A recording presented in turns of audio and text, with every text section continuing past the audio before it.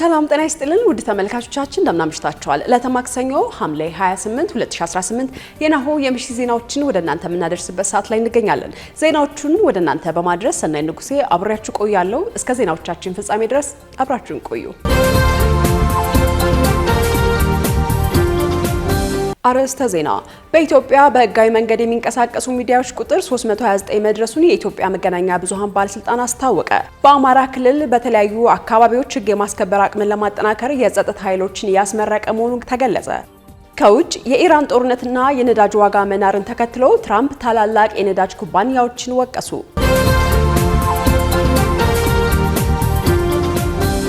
ለምሽት ከያዝናቸው በዝርዝር ወደ ምንመለከታቸው የሀገር ውስጥ መረጃዎቻችን በቅድሚያ እናልፋለን።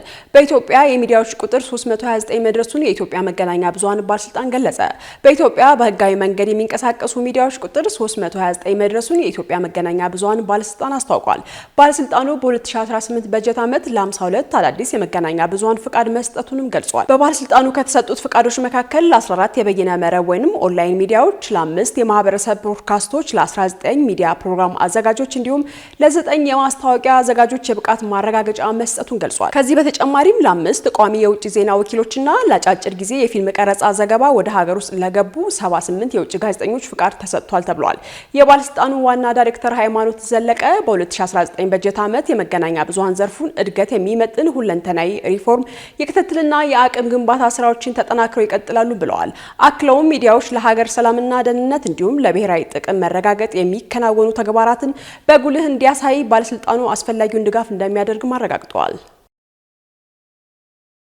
በአማራ ክልል በተለያዩ አካባቢዎች ህግ የማስከበር አቅምን ለማጠናከር የጸጥታ ኃይሎችን ያስመረቀ መሆኑ ተገለጸ። በአማራ ክልል በተለያዩ አካባቢዎች ህግ የማስከበር አቅምን ለማጠናከርና ለማሳደግ በሚል አሰልጥኖ በማስመረቅ ላይ ሲሆን በኮምቦልቻ ጥምር የጸጥታ ኃይሎች፣ በደቡብ ጎንደር የደጀን ኃይል የሚሰኙ እንዳስመረቀ አስታውቋል። እንዲሁም ወልዲያ፣ ባህር ዳርና ሌሎች አካባቢዎችን ጨምሮ ደግሞ በጀግንነት መጠበቅ፣ በሰብአዊነት ማገልገል በሚል ስልጠና ሰጥቷል። በወልቃይትም የተከዜ ዘብ ተጨማሪ ኃይሎችን ማሰልጠኑንም ይታወሳል። የኮረም ከተማ ኮሙኒኬሽን ካለማጣ ከተማ፣ ከራያ አለማጣና ከራያ ባላይ ተውጣጡ የራያ ዘብ የተሰኙ ኃይሎች አባላትን የሞራል የስነልቦናና የዝግጁነት ስልጠናቸውን በመጨረሳቸው ምዕራፍ ላይ እንደደረሱ መግለጹ ይታወሳል። የክልሉ ኮሙኒኬሽን ይዞት በወጣው መረጃ መሰረት በደቡብ ወሎ ጊምባ ከተማ፣ ኮምቦልቻ፣ ሰሜን ወሎ፣ ደቡብ ጎንደር፣ ደብረ ብርሃን፣ ባህር ዳር ላይ ስልጠናዎች መከናወናቸው ተገልጿል። የህዝብና ሰላም ደህንነት አስተማማኝ ለማድረግ እንዲሁም የህግ ማስከበር አቅምን ለማጠናከር በኮምቦልቻ ከተማ አስተዳደር፣ በሰሜን ወሎ ዞንና በወልዲያ ከተማ አስተዳደር ሲሰለጥኑ የቆዩ ጥምር የጸጥታ ኃይሎች ማስመረቁን የአማራ ክልል ኮሙኒኬሽን ገልጧል። እንዲሁም ከደቡብ ወሎ ዞን ልዩ ልዩ ወረዳዎች ተመልምለው በጊምባ ከተማ የንድፍ ሀሳብና የወታደራዊ ስልጠና የተሰጣቸው የደጀን ኃይል አባላት መመረቃቸውንም አስታውቋል። ፍቃድ ሳይኖራቸው አሰሪና ሰራተኞችን በማገናኘት ስራ ላይ የተሰማሩ 65 ህገወጥ ደላሎችና ፍቃድ ኖሯቸው ከቀጣሪዎቹ ኮሚሽን የተቀበሉ ተቋማት ላይ እርምጃ ተወስዷል ተብሏል። በአዲስ አበባ ከተማ በዋናነት መገናኛ፣ ሜክሲኮ፣ አየር ጤናና አቃቂ አካባቢዎች ህጋዊ ፍቃድ ሳይኖራቸው ሲሰሩ በነበሩ 65 ህገወጥ ደላሎችና የኮሚሽን ሰራተኞች ላይ እርምጃ መውሰዱን የአዲስ አበባ ስራና ክህሎት ቢሮ አስታውቋል። ቢሮ በግል ስራና ሰራተኛ አገናኝ ኤጀንሲ ተመዝግበው ከቀጣሪ ሰራተኞች ኮሚሽን የሚቀበሉ ተቋማት ላይም ፍቃድ እስከ መሰረዝ ድረስ የደረሰ እርምጃ ወስዷል ተብሏል። እርምጃው የተወሰደው ኤጀንሲ ሰራተኛ ሲያገናኝ ከሰራተኛ ገንዘብ እንደማይቀበል የሚደነግገውን መመሪያ ያልተገበሩትን ጨምሮ ህጋዊ ፍቃድ ሳይኖራቸው አሰሪና ሰራተኞችን በማገናኘትና በኮሚሽን ስራዎች ላይ ተሰማርተው የተገኙ ድርጅቶችና ግለሰቦች ላይ እንደሆነ ተገልጿል። ህብረተሰቡ ኤጀንሲ ነን የሚሉ አካላትን ህጋዊነት ሳያረጋግጥ ማመኑ ለችግር መባባስ ምክንያት መሆኑም ተገልጿል። በ11ዱም ክፍለ ከተሞች የክትትልና ቁጥጥር ባለሙያዎች ተሰማርተው የቁጥጥር ስራ የተሰራ ነው የተባለ ሲሆን ከንግድ ቢሮና ከደንብ ማስከበር ጋር ተቀናጅቶ መሰራት እንደሚገባም ተመላክቷል። በተጨማሪም ቢሮ በድንገተኛና መደበኛ ቁጥጥር እንደሚያደርግና ስራቸውን ኦዲት በማድረግ እንደሚከታተልም ተገልጿል። አሁን ላይ በኤጀንሲና በኮሚሽን ሰራተኞች የሚሰሩ 289 ድርጅቶች እንዳሉ የአዲስ አበባ ስራና ክህሎት ቢሮ መረጃ ያመለክታል። በደቡብ ኢትዮጵያ ክልል ከ5000 የሚበልጡ አፍላ ወጣት ሴቶች ለልጅነት እርግዝና ተጋላጭ ሆነዋል። በደቡብ ኢትዮጵያ ክልል በተጠናቀቀ 2018 በጀት ዓመት የእርግዝና ምርመራ ከተደረገላቸው 45784 አፍላ ወጣቶች ውስጥ 5984 የሚሆኑ ለልጅነት እርግዝና ተጋላጭ መሆናቸው የክልሉ ጤና ቢሮ አስታውቋል። በቢሮው የቤተሰብ እቅድ የአፍላ ወጣቶች የጤና ፕሮግራም አስተባባሪ አቶ አብርሃም ወንድሙ እንደተናገሩት በጌዲዮ፣ በጋሞና በኮንሶ ዞኖች ከፍተኛ ቁጥር ያላቸው አፍላ ወጣት ለልጅነት ለልጅነት እርግዝና ተጋላጭ ሆነዋል።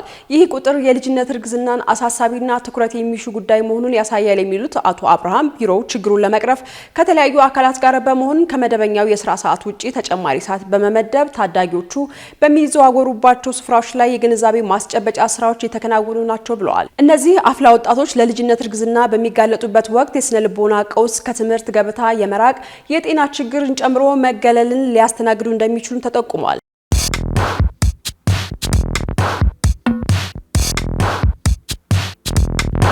የማድረስ አገልግሎት የወደፊት ዕጣ ፈንታ እዚህ ደርሷል። በትሩዝ የታገዘም ትሩዝ ዴሊቨሪን እናስተዋውቆ።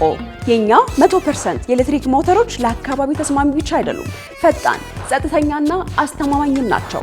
ያለምንም ጫጫታ፣ ያለምንም ጭስ የእርስዎ ጥቅል በሰዓቱ ይደርሳል። በቀጥታ ክትትል ላይፍ ትራኪንግ ሁሉንም ነገር ይቆጣጠሩ።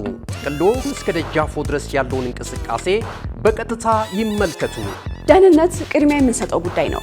በእኛ የተቀባይ ማረጋገጫ ሪሲቨር ኮንፈርሜሽን ዘዴ ጥቅሎ በትክክለኛው እጅ መግባቱ እናረጋግጣለን። እርስዎ ያረጋግጣሉ፣ እኛም እናስረክባለን።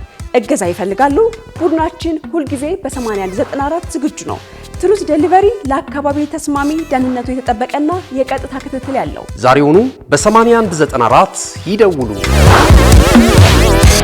ውድ ተመልካቾቻችን የዕለተ ማክሰኞ ሐምሌ 28 የናሁ የምሽት ዜናዎቻችንን ወደ እናንተ ማድረሳችንን ቀጥለናል። አሁን ደግሞ ወደ ውጭ መረጃዎቻችን እናልፋለን። ኤአይ በአፍሪካ የሳይበር ወንጀል ከፍተኛ ሁኔታ እንዲባባስ አድርጓል ተባለ። በአፍሪካ የሚፈጸሙ የሳይበር ወንጀሎች ከግማሽ በላይ የሚሆኑ በአርቲፊሻል ኢንተለጀንስ የታገዙ መሆናቸውን የኢንተርፖል ይፋ ባደረገው የ2026 ሪፖርቱ ላይ አስታውቋል። እንደ አውሮፓውያኑ አቆጣጠር ከ2024 ጀምሮ በሳይበር ጥቃት ምክንያት የደረሰው የገንዘብ ኪሳራ ከ192 ሚሊዮን ዶላር ወደ 484 ሚሊዮን ዶላር በማደግ ከእጥፍ በላይ መጨመሩን የኢንተርፖል ሪፖርት ያሳያል። ወንጀሎቹ የሚፈጸሙት የሰዎችን ትክክለኛ መረጃ ከሐሰተኛ መረጃዎች ጋር በመቀላቀል ባዮሜትሪክ የደህንነት ስርዓቶችን ማለፍ የሚችሉ አርቲፊሻል ዲጂታል ማንነቶችን በመፍጠር ላይ የሚመሰረቱ ወንጀሎች ናቸው። በአፍሪካ የተጀመረው ይህ የቴክኖሎጂ እድገት ጥቃቶቹን ፈጣን፣ ሰፊና ለመለየት አስቸጋሪ ያደረጋቸው ሲሆን በተለይም በምስራቅ አፍሪካ የሞባይል ገንዘብ ማጭበርበርና የሶፍትዌር እገታ ዋና ወንጀሎች እንደሆኑ ጥናቱ ባወጣው ሪፖርት ተገልጿል። በተባባሰው የሳይበር ወንጀል የህግ አስከባሪ አካላት የቴክኖሎጂ ዝግጁነት አሁንም ዝቅተኛ መሆኑን ለማባባሱ ትልቅ ድርሻ እንዳለው ሪፖርቱ ያሳያል። ኢንተርፖል ባደረገው የተቀናጀ ዘመቻ ከ1500 በላይ ተጠርጣሪዎች በቁጥጥር ስር መዋሉን ገልጾ ሀገራት ድንበር ተሻጋሪ ትብብር እንዲያጠናክሩና የህግ አስከባሪዎችን የኤአይ እውቀት እንዲያሳድጉ አሳስቧል። በሌላ በኩል የአውሮፓ ህብረት በሰው ሰራሽ አስተዋጽኦ የሚፈጠሩ የውሸት ምስሎች፣ ድምጾችና መረጃዎችን ማህበረሰቡ እንዳያታልሉ ለመከላከል ያለመውን የኤአይ አንቀጽ 50 የተሰኘ ህግ በይፋ ስራ ላይ መዋሉን ገልጿል። በመጨረሻም የኢራን ጦርነትና የነዳጅ ዋጋ መናር ተከትሎ ትራምፕ ታላላቅ የነዳጅ ኩባንያዎችን ወቀሱ። በኢራንና በአሜሪካ እንዲሁም በእስራኤል መካከል ያለው ግጭት ተባብሶ መቀጠሉን ተከትሎ በዓለም አቀፍ ደረጃ የነዳጅ ዋጋ በከፍተኛ ሁኔታ በመጨመሩ የአሜሪካው ፕሬዝዳንት ዶናልድ ትራምፕ በታዋቂ የነዳጅ ኩባንያዎች ላይ ጠንካራ ወቀሳ ሰንዝረዋል። ፕሬዝዳንቱ በዋይት ሀውስ በሰጡት ጋዜጣዊ መግለጫ ኤክስ ሞቢል እና ሼቭሮን የተባሉ ግዙፍ ኩባንያዎች ከተፈጠረው የነዳጅ እጥረት አጋጣሚ በመጠቀም ሊገባቸው ከሚገባው በላይ ግዙፍ ትርፍ በማጋበስ ላይ እንደሆኑ በመግለጽ አልወደድኩትም ሲሉ ቅሬታቸውን ማሰማታቸው ተዘግቧል።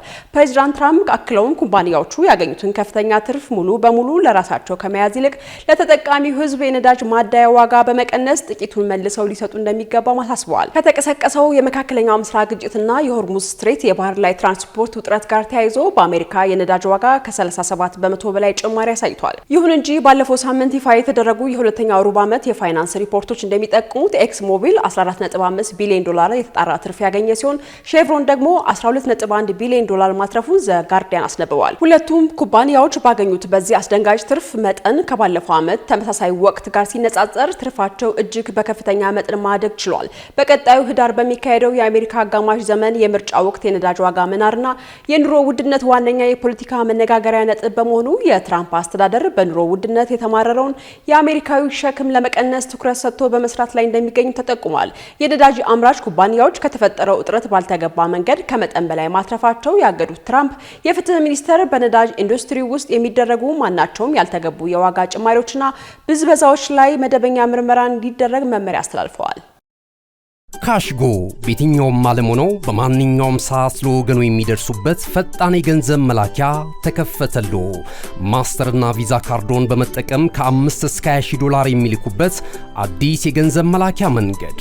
ካሽጎን ለየት የሚያደርገው የትኛውም የገንዘብ ዝውውር በፍጥነት አገልግሎት ከመስጠቱም ባሻገር ለማንኛውም አገልግሎት ምንም አይነት ክፍያ አለመጠየቁ ነው።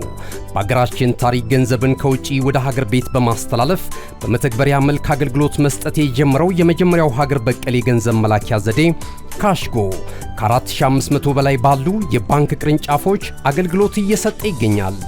ገንዘቦን በሰኮንዶች ልዩነት ውስጥ ይፈልጉ በአካውንቶ ወይንም በእጆ ቆጥረው የሚወስዱበት ልዩ ዘዴ። በቅርቡ ሁሉንም ኢትዮጵያዊ ባለቤት ለማድረግ ጉዞ የጀመረው ካሽጎ ዛሬውኑ መተግበሪያውን በስልኮ ላይ በመጫን የአገልግሎቱ ተጠቃሚ ሆኑ። ፍጥነት መለያችን፣ ኢትዮጵያን መክፈቻችን፣ ካሽጎ ነው መላኪያችን። ካሽጎ የአዲሱ ትውልድ ብራንድ። ውድ ተመልካቾቻችን የዕለተ ማክሰኞ ሐምሌ 28 የምሽት ዜናዎቻችን እስካሁን ይመስሉ ነበር። አብራችሁን ስለነበራችሁ እናመሰግናለን። ዜናዎቹን ወደ እናንተ በማድረስ አብሬያችሁ የነበርኩት ሰናይ ንጉሴ ነበርኩ። መልካም ምሽት ይሁንላችሁ።